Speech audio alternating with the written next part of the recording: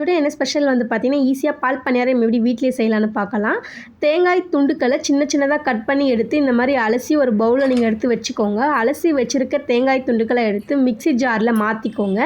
கொஞ்சம் கொஞ்சமா நீங்க மிக்ஸி ஜார்ல அரைச்சு கொர கொரன்னு வரும். அந்த ஸ்டேஜ்ல வந்து பார்த்தீங்கன்னா, கொஞ்சமா தண்ணி ஊத்தி திருப்பி ஃபைன் பேஸ்ட்டா அரைச்சு எடுத்துக்கோங்க. ஒரு ஃபில்டர் வச்சு நம்மளுடைய தேங்காய் எல்லாமே நம்ம இதில ஃபில்டர் பண்ணி எடுத்துக்கலாம். தேவையான அளவு தண்ணி ஊத்துனீங்கன்னா, நமக்கு தேவையான அளவு பாலும் இதில நமக்கு கிடைக்கும்.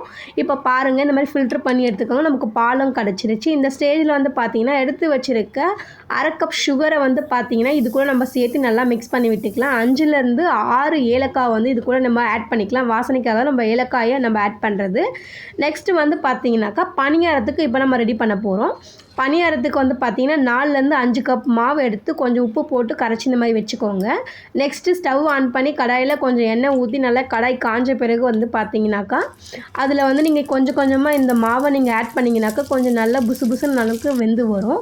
இப்போ இது நல்லா 2 சைடும் நல்லா வந்து கிளறி விட்டுக்கோங்க. கிறிஸ்பியாக நமக்கு கிடைக்கணும். இப்போ பாருங்கள், வெந்துருச்சு. நம்ம வந்து பார்த்தீங்கன்னாக்கா எடுத்துட்டோம். இப்போ வந்து நல்லா இது ஆறின பிறகு வந்து பார்த்தீங்கன்னா, நம்மளுடைய பாலில் இதை நம்ம சேர்க்க போகிறோம். இதுதாங்க நம்மளுடைய பால் பணியாரம் ரெடி.